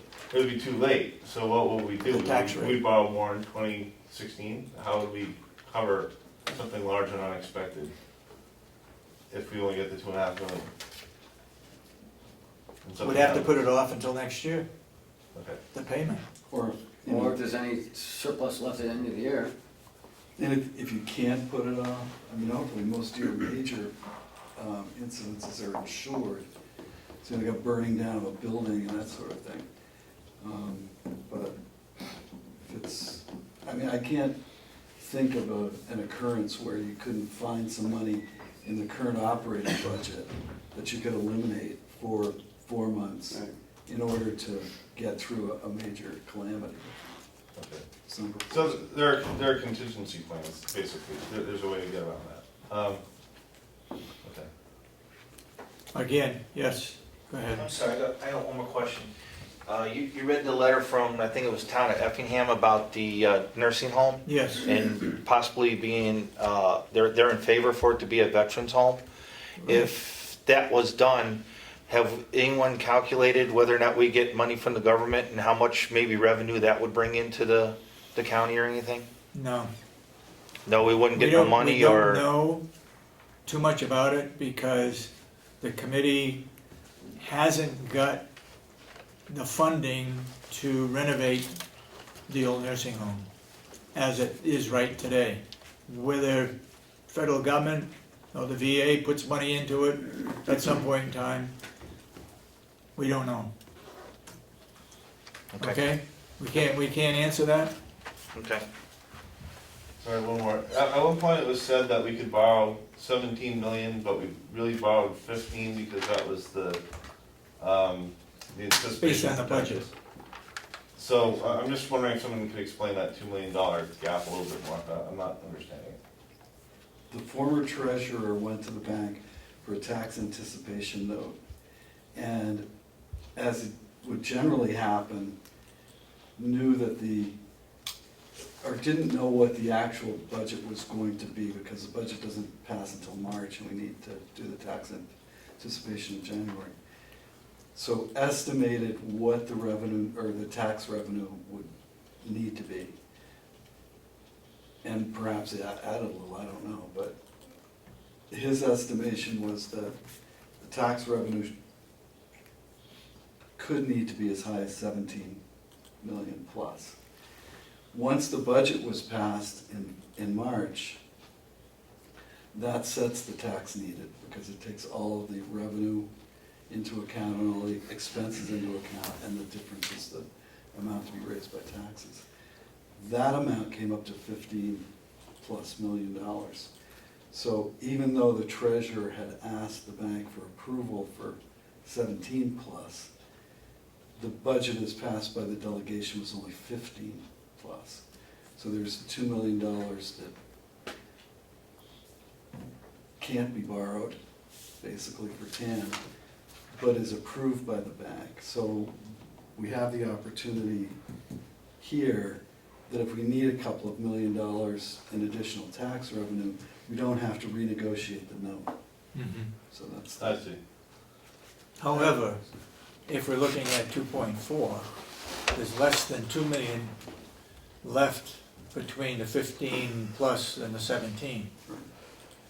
So we'll have to go back to negotiate an additional, Right, and we 400,000 or need to 500,000. negotiate from a position of fiscal responsibility, so that's why we need to have a pretty clear meeting on Monday.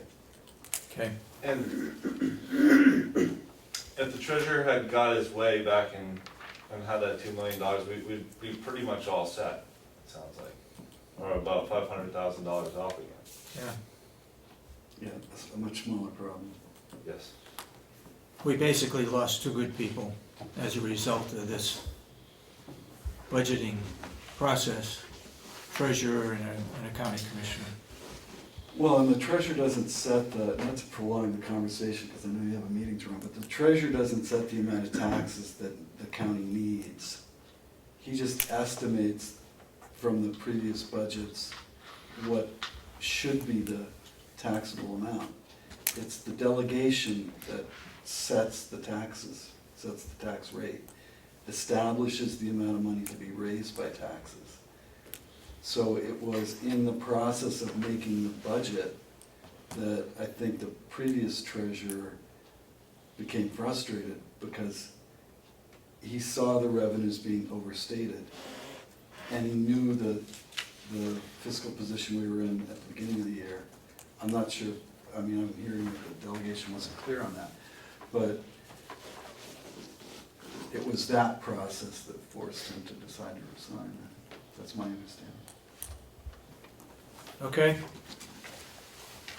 Last chance for anybody? If not, I'll accept the motion. I'll make a motion to adjourn. Thanks. I'll second it. All those in support of the motion say aye. Aye. I so voted.